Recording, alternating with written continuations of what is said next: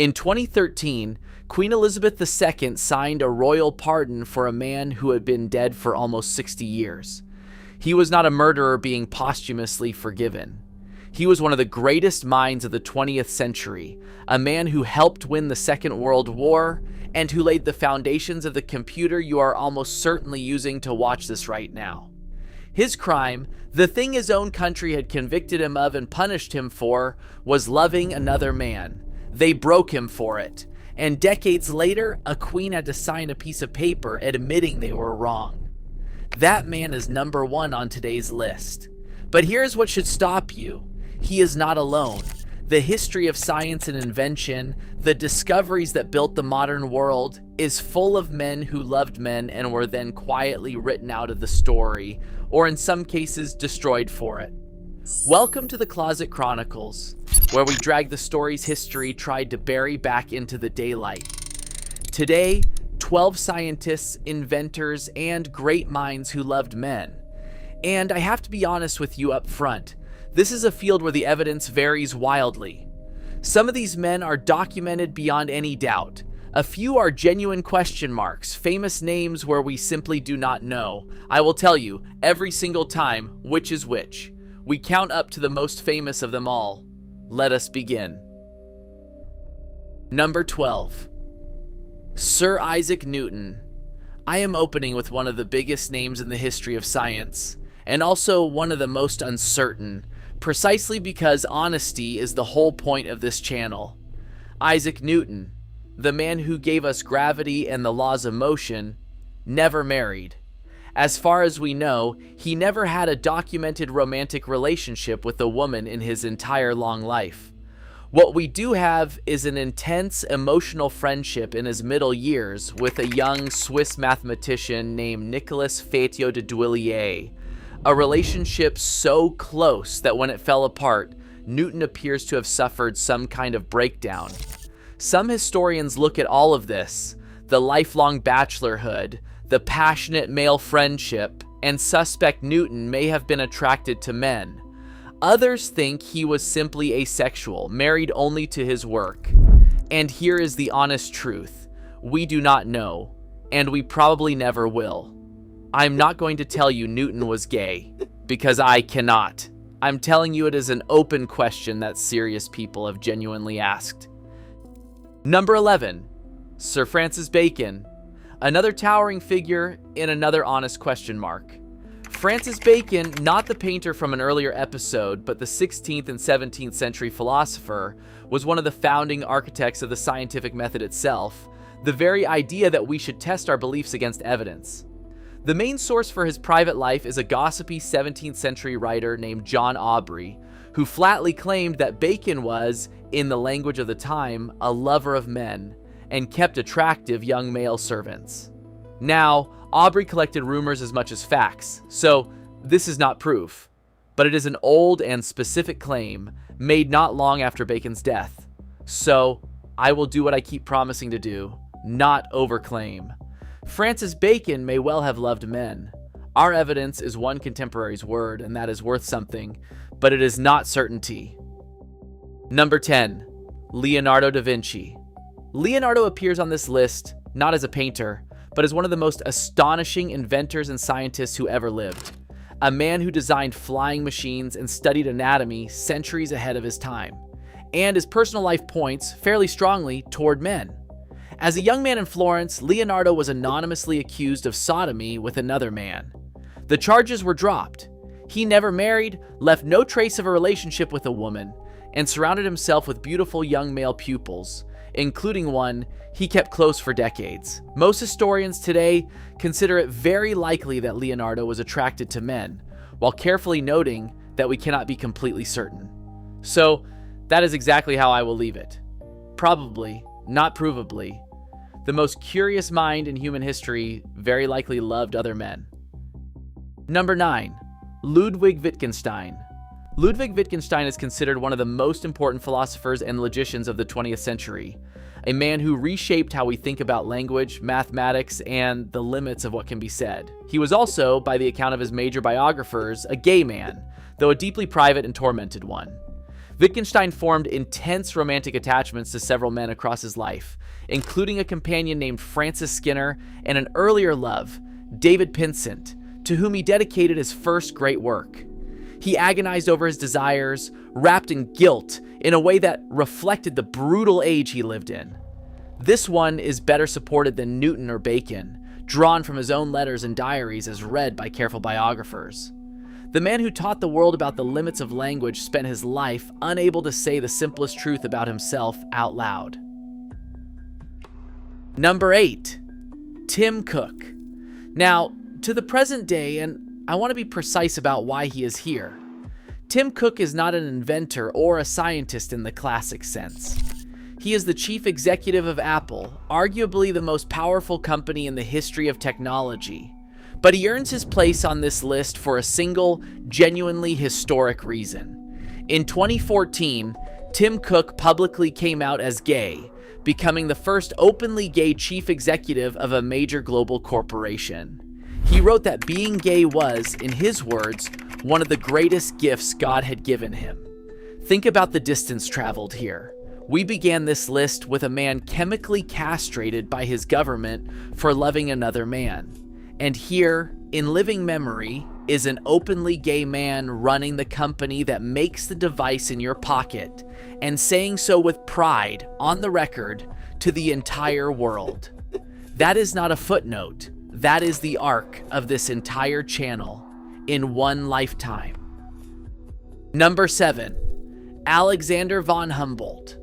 Alexander von Humboldt was one of the greatest scientists of his age, a naturalist and explorer who trekked across South America, laid the groundwork for modern geography and ecology, and was so famous in his lifetime that more places on Earth are named after him than after almost anyone else. And most modern biographers now believe he loved men. Humboldt never married. Throughout his life, he formed passionate, devoted attachments to men, and wrote to them in language that goes well beyond ordinary friendship, including a young officer he adored in his youth. He never publicly declared himself because the world he lived in gave him no way to. So, I will be careful and say it the way the evidence supports.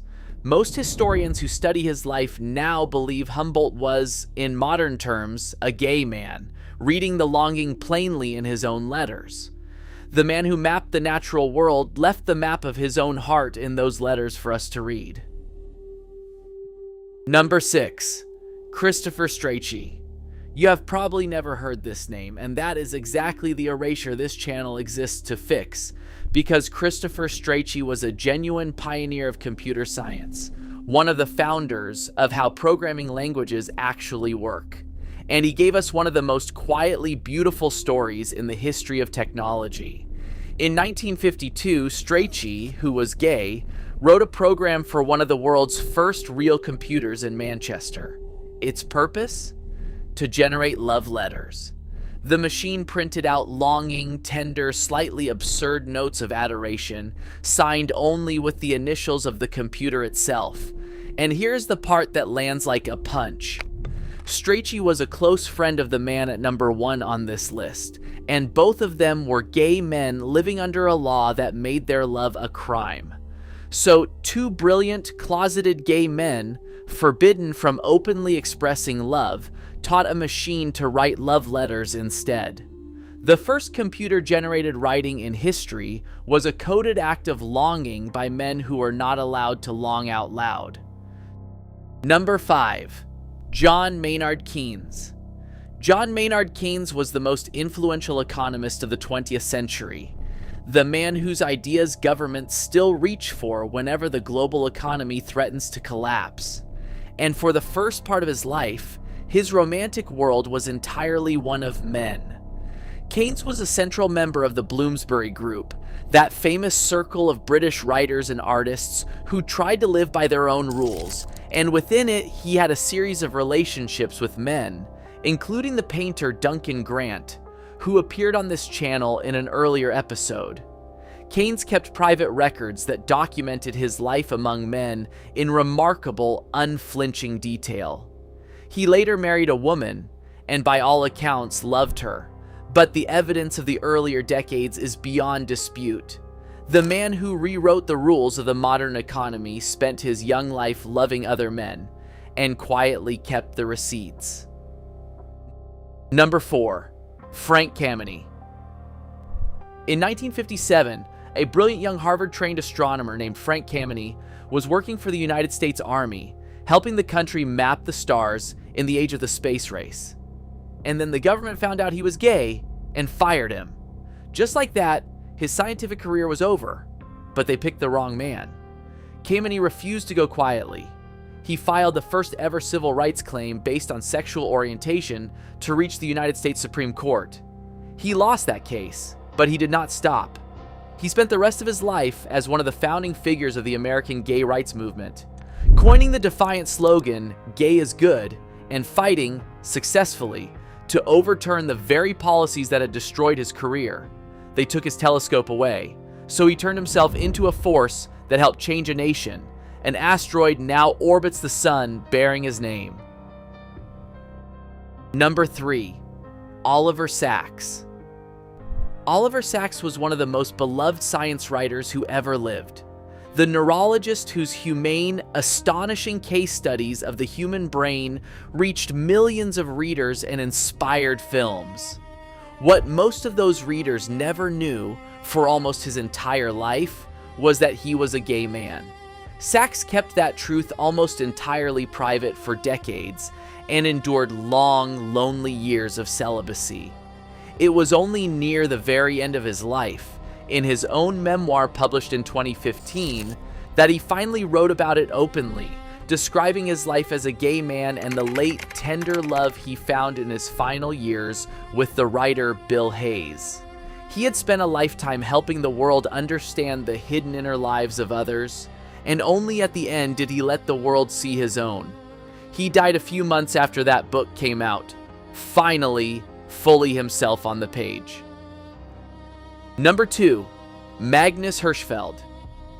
In 1919, in Berlin, a gay Jewish doctor named Magnus Hirschfeld founded something the world had never seen: the Institute for Sexual Science, the first research center on Earth dedicated to studying sexuality and gender with compassion instead of condemnation.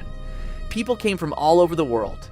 He treated them, researched with them, and fought openly for the rights of gay and gender non-conforming people decades before almost anyone else dared. He was so far ahead of his time that the American press nicknamed him the Einstein of sex. And then the Nazis came. In 1933, just months after Hitler took power, Nazi students stormed Hirschfeld's institute, dragged its irreplaceable library of thousands of books and research files into the street, and burned them. Those infamous newsreel images of Nazi book burnings that you have almost certainly seen? A great deal of what fed those flames was the life's work of this one gay scientist. Hirschfeld watched the destruction of everything he had built in a cinema newsreel, From Exile and Never Went Home. They burned his science to ash, but they could not burn the fact that he had been decades right, and they were monstrously wrong. And that brings us back to where we began. Number 1, Alan Turing. During the Second World War, at a secret facility called Bletchley Park, Alan Turing led the effort to break the German Enigma code, the encryption the Nazis believed was unbreakable. Historians estimate his work shortened the war by years and saved countless lives. And in the process, he essentially invented the foundational ideas of the modern computer and of artificial intelligence. Almost everything digital in your life traces back in part to this one man's mind. And this is how his country repaid him. In 1952, Alan Turing was arrested and convicted of gross indecency, the legal term of the day for being intimate with another man. To avoid prison, he was forced to undergo chemical castration, injected with hormones meant to suppress his very self. He was stripped of his security clearance. And in 1954, at just 41 years old, Alan Turing was found dead of cyanide poisoning. An inquest called it suicide, though even now some argue it may have been an accident. Either way, a man who helped save the free world was hounded to an early grave by the nation he saved. It took until 2009 for a British Prime Minister to formally apologize, and until 2013 for that royal pardon. And there is now a law named after him that pardoned thousands of other men convicted under the same cruel statute. His face has been on the 50-pound note. His name is on buildings and awards across the world. They tried to erase Alan Turing. Instead, he became immortal, and the men who persecuted him became a warning. That is why this channel exists. Not to invent, not to wave a flag, but to go back to what actually happened and refuse to let it be buried. 12 minds. 6 of them documented beyond doubt, a few of them honest question marks, and every one of them part of a truth the modern world was built on and then tried to forget. We are putting it back. If one of these surprised you, tell me which one in the comments, because I read them. And if you want more of the history they tried to keep in the closet, you know what to do. I will see you in the next one.